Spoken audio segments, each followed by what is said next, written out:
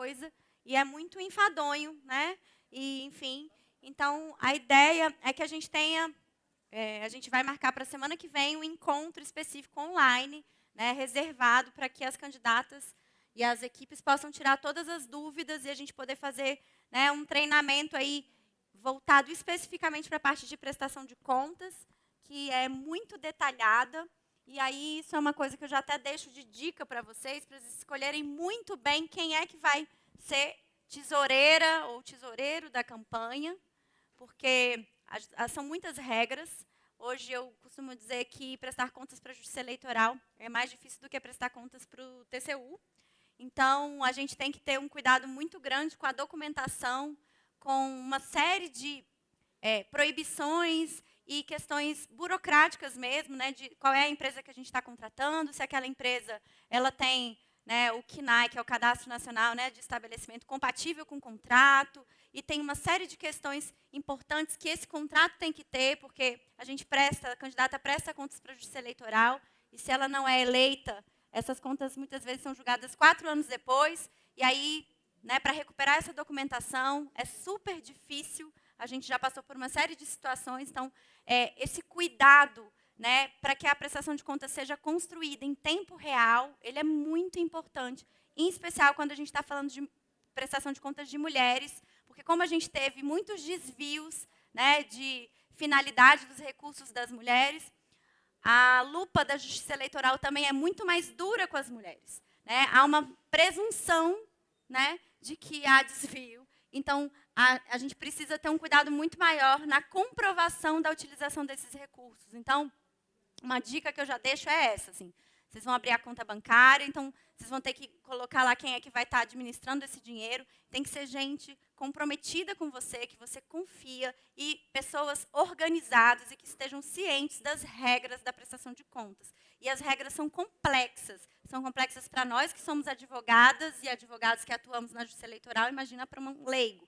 Então, assim, daí a importância da gente ter um encontro, um treinamento, tirar dúvidas, construir um fluxo de trabalho, construir, né, enfim, um checklist para que vocês não tenham problema. Tem muitas candidatas que receberam recursos nas últimas eleições e que saíram endividadas, seja porque fizeram gastos contando com o dinheiro do partido que não chegou, seja porque fizeram gastos, não tinham noção, não tinham conhecimento de todos os requisitos, e como é verba pública, se você não cumpre esses requisitos, você pode ser condenada a devolver esse dinheiro. Então, é muito importante isso, né? Já é tão difícil ganhar dinheiro, ter dinheiro para fazer campanha, ninguém quer sair daqui, né, com condenação à devolução de dinheiro, né? Então, a gente vai dar sequência nos trabalhos. Então, como eu disse, a gente vai fazer um encontro específico para isso, provavelmente na semana que vem. E também está previsto uma série de atividades. Quem não salvou ainda o contato da Quero Você Eleita, é importante que salve esse contato do nosso WhatsApp, porque é a partir dele que a gente vai estar construindo uma interação com vocês para poder estar divulgando as atividades que a gente vai estar tendo. E a gente também tem uma comunidade, que é um grupo de WhatsApp que começou lá, né, a partir da Bahia a gente começou, e a gente vai agora, né, trazer quem tiver interesse para entrar também nesse grupo, porque ali a gente vai estar mandando conteúdos específicos, dicas importantes, e também construindo uma agenda de trabalho com vocês dentro do possível, porque a gente sabe que vocês vão estar aí muito ocupados, mas a ideia é que a gente tenha aí lives muito especiais, né, com, por exemplo, o conteúdo de estrategistas políticos de referência nacional, para que eles digam para a gente o que eles estão vislumbrando para esse cenário político, né? Como é que a gente pode, de fato, qual é a estratégia mais interessante para a gente poder eleger mulheres nessas eleições. E aí a gente vai estar convidando eles, enfim, né? A gente ainda está vendo datas e tudo, mas a gente está prevendo isso, que vai ser uma grande ação aí importante para a gente também trazer os he for she, né? Eles por elas, para a gente poder avançar nesse cenário, porque, né, não conheço muitas e também estou aqui, né, angariando sugestões de mulheres estrategistas políticas também, por gentileza, para a gente poder também trazer para esses encontros que a gente vai estar fazendo. Então, para dar sequência no trabalho, vamos convidar nossa querida, maravilhosa Adriana Vasconcelos para falar sobre gestão de crise nas campanhas eleitorais. Pode soltar o material da Adriana, gente, por favor.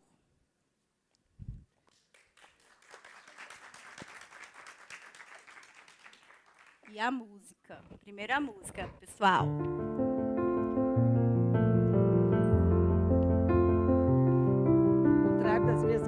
Talvez eu escolhi uma música mais tranquila, mas que fala de esperança. Esperança em dias melhores.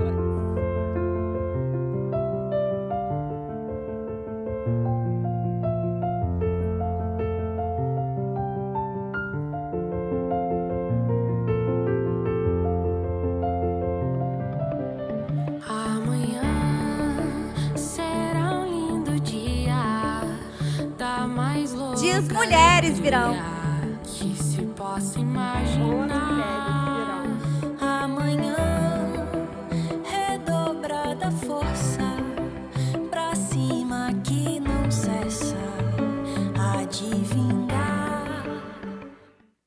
Bem, eu gostaria de começar agradecendo de coração a Gabriela Hollenberg por esse convite maravilhoso para estar aqui, fazendo parte desse evento, esse encontro de saberes, tá? Onde eu vou compartilhar com vocês as minhas experiências que eu tive ao longo da minha vida profissional, pessoal, e também vou aprender. O aprendizado é sempre uma troca.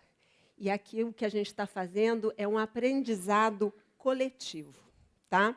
Eu fui escalada para falar sobre um tema também pesado, que são as crises de campanha, como gerenciar essas crises de campanha, né? Nós fomos atropelados por uma pandemia que deixou como rastro mais de 680 mil mortos, tá? E uma sucessão de crises que vieram por conta dessa pandemia. Uma crise sanitária, uma econômica, outra social. E, se não bastasse, hoje a gente vive uma crise, um clima de radicalização dentro da sociedade que acabou provocando uma nova sucessão de crises. Crises familiares, crises com os amigos, que contamina, inclusive, os ambientes de trabalho. Tá? Mas eu, como boa sagitariana que sou, eu sempre procuro ver o lado bom das coisas, tá? E falar sobre a minha esperança. A esperança na força das mulheres, que costuma se revelar justamente nos momentos de crise. Vocês sabiam? Uma das características das lideranças femininas são justamente essas, saber, as mulheres estão mais preparadas para lidar com as crises. Por quê? Por algumas características da forma de ser da mulher. A mulher está muito mais preparada para lidar com a pressão, para ter jogo de cintura, para mudar a rota que ela estiver indo, tá? Então, essa é uma das características das lideranças femininas. Basta lembrar que, durante a pandemia mesmo, elas é que assumiram a linha de frente no combate à Covid-19. Elas assumiram a linha de frente, tanto dentro dos hospitais quanto dentro de casa. Elas representam 70% da força de trabalho da saúde. E, paralelamente a isso, você perceber que as mulheres também assumiram a linha de frente dentro das suas casas. Como? Com os filhos sem aula, que elas tiveram que lidar, o trabalho remoto, elas tiveram que cuidar dos idosos e também dos doentes. Ou seja, a mulher ela acabou assumindo um papel de destaque durante a maior crise que a gente viu nos últimos anos, que foi a dessa pandemia. Tá? Então, eu fiz esse vídeo justamente para mostrar que, apesar das dificuldades, dos desafios e das perdas que nós tivemos, nós precisamos acreditar em dias melhores. E eu estou convencida, depois de 34 anos como jornalista e consultora, trabalhando nos dois lados da notícia, o quanto é importante a gente não perder essa esperança. A esperança em dias melhores. Deixa eu pegar aqui a minha... Agora me ensina. Do meio? Bem, Vamos conversar aqui. O que a gente precisa saber para lidar com crises durante uma campanha eleitoral? Na verdade, o que não falta atualmente na vida dos brasileiros é crise. A gente vê os jornais publicando todo dia uma série de crises sucessivas. Nas redações, o que mais se escuta é o seguinte: olha, de tédio no Brasil ninguém morre. Tá? Eu mesma, de dezembro ao mês passado, julho, eu estive prestando consultoria para nada menos do que 3 pré-candidatos à presidência da República que acabaram desistindo da disputa, por motivos diferentes, mas muitos deles ligados a quê? A crises. Crises internas nos seus partidos, disputas de interesse dentro dos seus próprios partidos políticos. Ninguém entra numa campanha pensando em lidar com crise. Pelo contrário, a gente, quando entra numa campanha, a gente está na esperança de mudar a realidade que a gente vive, de despertar a esperança no eleitor e na sociedade. Mas, muitas vezes, essas crises fogem do nosso controle e se tornam inevitáveis. Então, o que a gente tem que fazer? Se preparar para elas. O ideal mesmo é agir preventivamente, tá? Ou seja, antes dela se tornar uma realidade. Ou seja, estar atento aos sinais que o universo está lhe dando. Às vezes a gente não quer enxergar, tá? Mas a gente precisa estar atento, ainda mais dentro de um ambiente político, tá? Porque quanto antes nós agimos, quanto antes você agir, mais fácil fica para você limitar os danos dessa crise que poderá se confirmar, se ela for realmente inevitável, ou então você pode encurtá-la. Tá? Quando uma crise de verdade ela chega na imprensa, ou seja, a sua crise, que era uma crise de um tamanho pequeno, ela chega na imprensa, é a hora que você tem de recorrer a um especialista. De preferência, a uma mulher, uma profissional que possa lhe ajudar a lidar com isso. Porque, especialmente, um profissional de comunicação. Por quê? Porque esse profissional de comunicação vai lhe ajudar que a sua versão, que a sua posição tenha espaço na mídia. Além, você está numa crise de imagem grave, você está ou recebendo sendo alvo de uma denúncia, de um ataque, e ela ganha contornos maiores do que você esperava, muitas vezes, sozinha, você não vai dar conta. Então, é a hora, realmente, de você buscar a ajuda de um profissional. Mas, antes de agir, você precisa saber de algumas coisas que, às vezes, parecem óbvias, mas que ninguém diz e que você esquece. Tá? A política, como a maioria das mulheres que estão aqui hoje são candidatas, já perceberam que a política é ainda um ambiente majoritariamente masculino, comandado por homens, quase todos brancos. As estruturas partidárias, onde eu estive por pelo menos 7 anos e conheci por dentro como elas funcionam, elas seguem essa lógica. Então, você tem que estar preparada também, porque dentro dos partidos, que é a primeira barreira que uma mulher enfrenta para garantir a sua candidatura, normalmente, esses partidos também são comandados por homens e brancos. Tá? Então, além de você ter que cuidar de uma crise, você tem que estar preparada para esse ambiente hostil, hostil à mulher. Tá? Claro que é importante você ter profissionais ao seu lado, mas também pessoas da sua mais absoluta confiança. Eu costumo dizer para os meus clientes que, na dúvida de como agir, consulte mais de uma pessoa.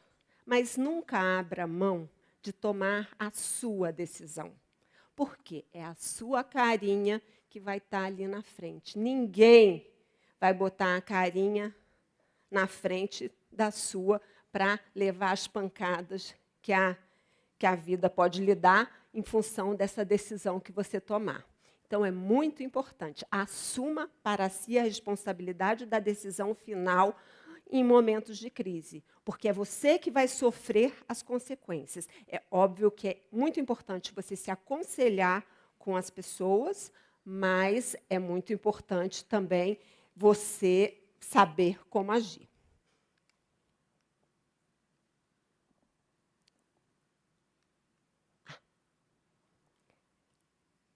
Uma coisa, o dicionário define a política como a arte ou a ciência de governar. Na minha avaliação, a política é o único meio, dentro de uma democracia, para se conciliar visões diferentes de mundo, para conciliar posições divergentes, tá? Agora, o que o dicionário não fala, e nem ninguém te diz, é que, na cena política, muitas vezes, os aliados são mais complicados de lidar do que os próprios adversários. Isso, infelizmente, é uma realidade que ninguém conta para você quando você entra na política. Tá? Você fala assim, não, meu adversário está ali no outro partido, não está aqui do meu lado. Mas é importante, sim, estar atento a isso. Tá? Essa é uma dica que eu costumo dar para todos os meus clientes também. De fato, os aliados têm um potencial até maior do que os seus adversários para provocar estragos em uma campanha ou na sua trajetória política. Tá? Porque dos adversários, você não espera elogios, tapinhas nas costas, tá? Mas os aliados, ao contrário dos adversários, eles nem sempre agem de forma transparente. Muitas vezes agem na surdina, por debaixo do pano mesmo, como se costuma dizer, tá? E quando você se dá conta, uma facada nas costas. Essa é a verdade. O fogo amigo. Então, é muito importante você estar atenta. Não pense... A disputa de poder é uma das mais pesadas que você pode enfrentar na vida. Tá? Então, você tem que estar com o olho muito aberto, os ouvidos também, para perceber o que está acontecendo. Porque nem sempre aquilo que você escuta de um aliado é o que ele faz quando você vira as costas. Tá? Isso não quer dizer que você não possa confiar em ninguém. Tem em 34 anos de profissão, eu conheci muita gente na política, muitas pessoas que realmente merecem confiança e lutam de verdade para mudar o mundo em que a gente vive. Mas as traições, infelizmente, elas são muito comuns dentro da política. Tá? Se, por um lado, as traições são muito comuns, a pecha de traidor na política é uma das mais temidas. Por quê? Porque ninguém perdoa dentro da política um traidor. Vive traindo, mas quando uma traição vem a público, pode saber, você vai ganhar essa pecha de traidor e para você se livrar dessa pecha, olha, você vai ter que rebolar. Agora, uma dica que eu posso dar para quem está nesse ambiente hostil e não sabe o que fazer diante de algumas necessidades ou opções de mudanças de posição, tá? Porque você não, isso daí faz parte da nossa rotina, você evolui, da humanidade. Você tem hoje uma posição, você vê uma realidade e você pode mudar. Agora, para que você, dentro da política, não tenha essa pecha de traidor, você precisa manter uma coerência. a coerência nas suas atitudes, que justifiquem, olha, realmente, eu fiz essa opção lá atrás, mas eu vi diante da realidade que não foi a melhor opção, então eu resolvi mudar a minha posição. Então, coerência é uma coisa fundamental para quem está na vida política. Tá? Ninguém vai te impedir de mudar de posição, de rever seus conceitos. Tá? Isso faz parte, como eu disse, da evolução humana. Mas não abra mão dos seus valores. E, sempre que possível, justifique sua nova tomada de posição.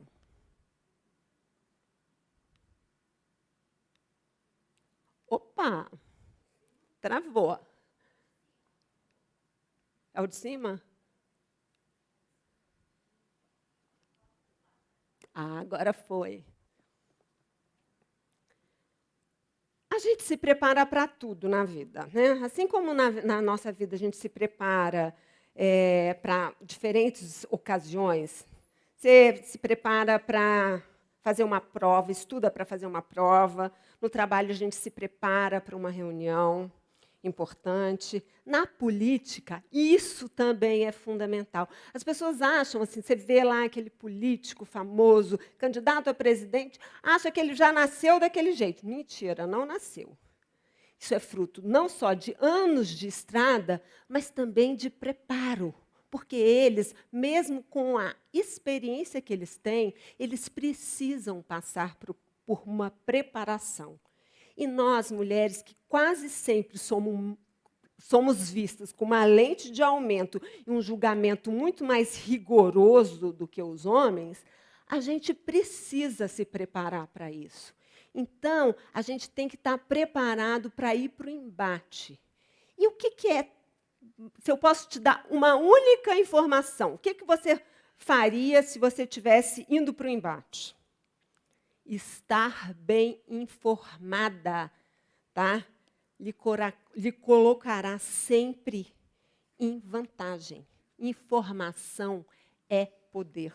Estar bem informada será fundamental para que você esteja preparada para enfrentar uma discussão, mudar de assunto quando for necessário, no meio de uma entrevista em que te abordam um tema que você não gostaria de falar. Tá?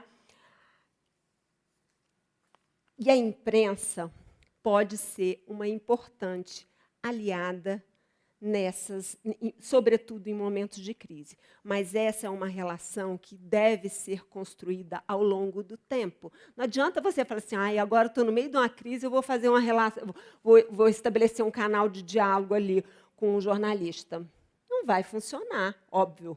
Você tem que, desde o momento que você se estabelece como candidata, você precisa ir nas redações, fazer uma visita de cortesia, se apresente, passe seus telefones,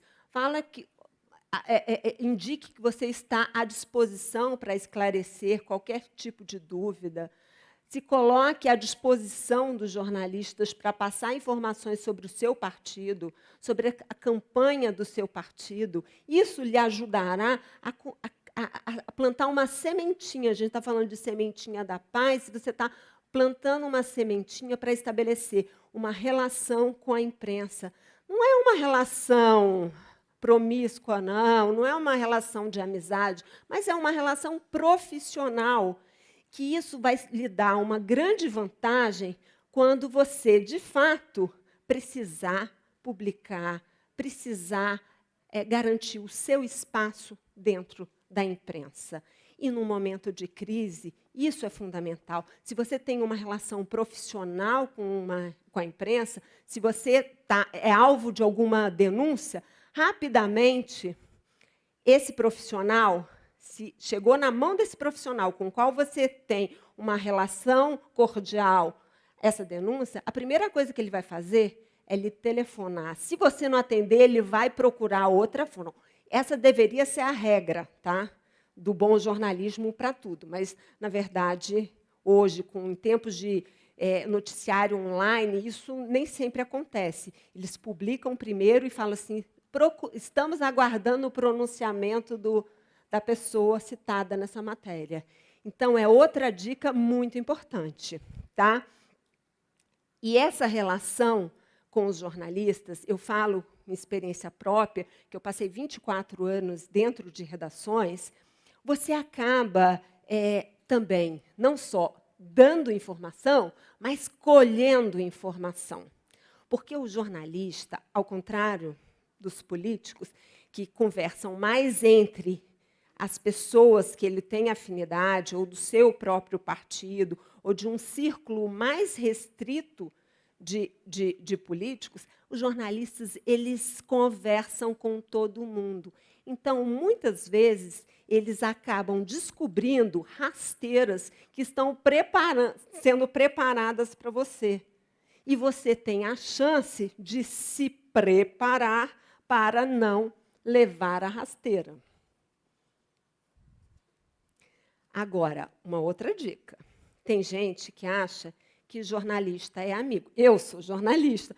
Você pode ter uma amiga jornalista. Agora, se você não quer que alguma informação que diz respeito à sua vida política ser publicada na imprensa, então não fale com o jornalista, porque nem todos vão ter esse critério e falar assim, não, eu descobri isso porque eu sou amiga. Mas o jornalista, quando ele é jornalista e está trabalhando, ele está atrás de informação. Então, não espere uma boa vontade dele ficar aguardando, sentado em cima da notícia, sabendo que tem ali um editor no calcanhar dele para falar assim, e aí, você não tem essa informação?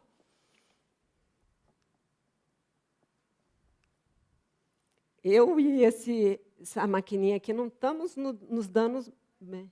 Pronto.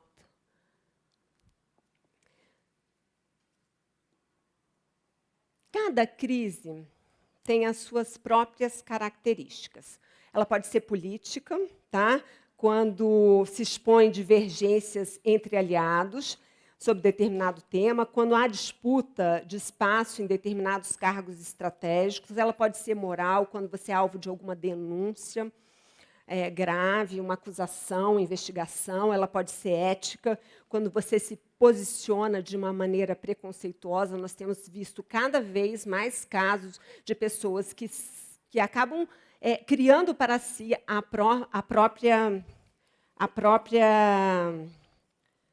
criam para si as próprias crises. A vida pública ela tem um ônus e tem um bônus. Tá? Então, vocês têm que estar preparadas para perder um pouco da sua privacidade quando você entra na vida pública. Porque aquilo que, às vezes, acontece com uma pessoa que não tem a visibilidade que você tem, não ganha as páginas dos jornais, como, às vezes, algumas notícias que se referem a você vão ganhar. Tá? Então, você tem que estar preparado para dar explicações sobre coisas que você, às vezes, nem gostaria de dar por serem questões pessoais. Tá? Então, você tem que tomar cuidado com isso.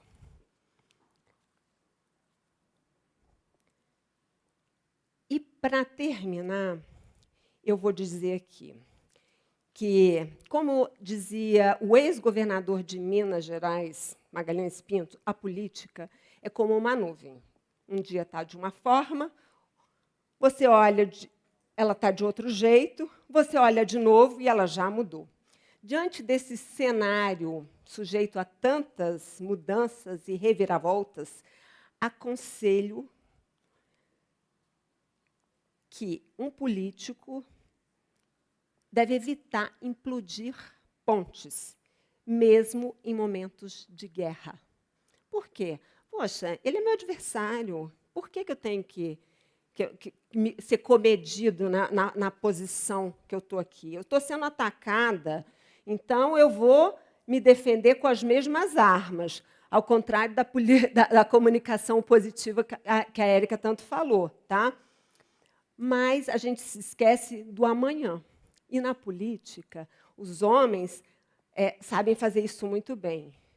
Eles acabam evitando essa implosão de pontes, porque eles sabem que, no amanhã, eles podem precisar dessas mesmas pessoas que hoje estão como seus adversários. O quadro político eleitoral nacional está escancarando isso. Adversários de 4 anos atrás, hoje são aliados, às vezes, na própria chapa.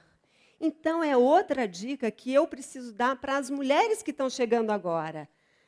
Não evite, seja comedida na hora de um embate. Não que você precise deixar de se defender, mas é muito importante que você pense no dia seguinte. Os políticos mais habilidosos, eles não abrem mão das suas posições, mas eles também não abrem mão de dialogar com quem pensa diferente. Hoje, nessa radicalização que a gente vive, que as pessoas não conseguem mais conversar entre si, entendeu? Eles aprenderam que eles precisam, sim, se comunicar com todos. Bem, quando se é minoria, tá, para garantir vitórias, e esse é o caso das mulheres no Congresso Nacional, mais importante ainda é você ter aberto esse campo do diálogo. Tá? As bancadas femininas da Câmara e do Senado, elas aprenderam isso, porque elas são minoria na Câmara. E se elas não se as deputadas e senadoras elas não se unem, elas não conseguem aprovar praticamente nada. Tá? Elas dão uma lição diária para quem está entrando hoje na política, que é o seguinte: elas deixam em segundo plano o que as divide, para priorizar aquilo que as une. Porque, unidas, elas conseguem aprovar projetos como a Lei Maria da Penha, a Lei Mariana Ferrer, a lei que definiu a política, a violência política de gênero. Tá? Por mais que a gente tenha ansiedade de chegar no poder, de querer competir em pé de igualdade, minha última observação que eu faço: façam diferente daquilo que os homens estão fazendo hoje. Vocês têm a oportunidade de fazer política de uma maneira diferente. E é isso que eu espero de todas vocês, tá? Para que a gente possa, de verdade, acreditar e ter a esperança por dias melhores.